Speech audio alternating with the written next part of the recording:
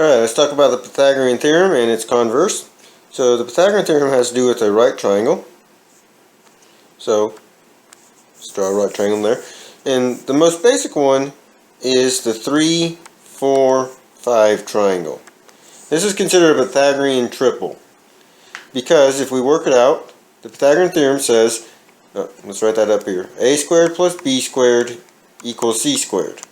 So the reason this is a Pythagorean triple is because if I work this out, 3 squared plus 4 squared equals 5 squared. So 3 squared is 9, plus 4 squared is 16, equals 5 squared, which is 25, and 9 plus 16 is 25. So that's a Pythagorean triple because it works out to a perfect number instead of an irrational number. But we can also take that Pythagorean triple and create other Pythagorean triples. So I can multiply that 3, 4, 5 by any constant and get another Pythagorean triple. So I can multiply it by 2 and get 6, 8, 10 is a Pythagorean triple. I can multiply it by 3 and get 9, 12, 15. So those are all considered Pythagorean triples because they're going to work out perfectly. Alright, so now I gave you another triangle here, 8, 10, 12. And I didn't put the right symbol in there because I don't know if this is a right triangle or not. In order for it to be a right triangle, the Pythagorean theorem has to work out perfectly. So let's try this. So your two smaller lengths, so my 8 and my 10 are my A and B. So let's see if this works out. So 8 squared equals 64 plus 10 squared, which is 100, and 12 squared is 144. 64 plus 100 is 164 compared to 144.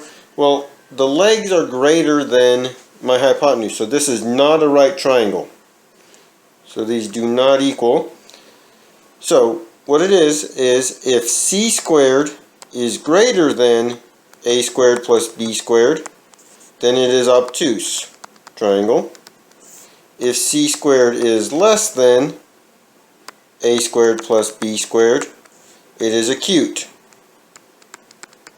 So here I have c squared being less, so this is an acute triangle.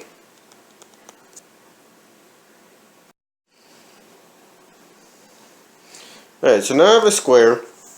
And let's say I want to take this square and I want to find this diagonal here. Okay? And since it's a square, if I know one of my sides is 7, I know all my other sides are also 7. So you can see I have a right triangle created here.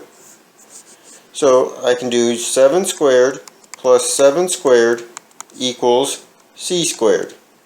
So 7 squared is 49 plus 49 equals c squared. Take the square root of that. Well, we've got to add first. 49 plus 49 would be 98 equals c squared, or c. Square root of 98 equals c, because I square rooted them both. And then we have to take 98 and we have to see if we can reduce that. So take 98 and you want to factor it. So 98, we can divide that by 2, which would be 45, plus 4, which would be 49. And 49 is 7 times 7. So once you see that you have two pair there, then you can take that out of it. Because 7 times 7 would be 49. Well, the square root of 49 is 7. So I can take that 7 out of my radical there and do 7 square roots of 2 is what c equals.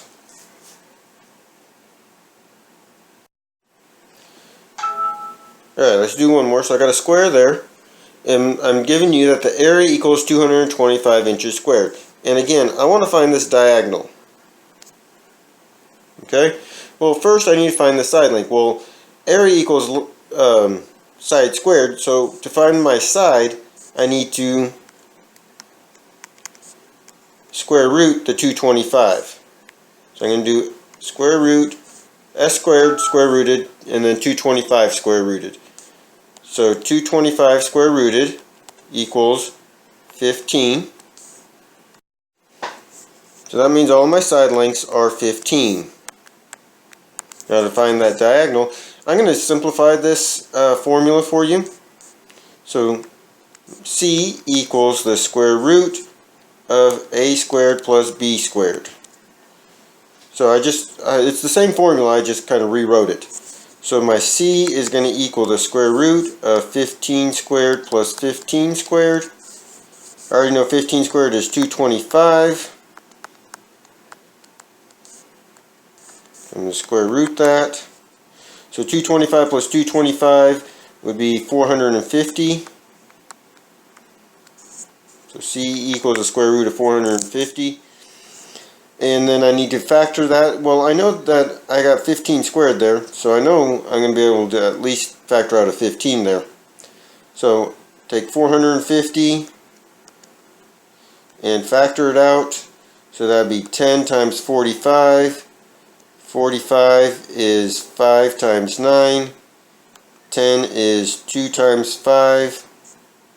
So notice I have two 5s here. And then 9 is 3 times 3. So 2 3s, 3 times 5 is 15. So I have 15 square roots of 2 is what C equals.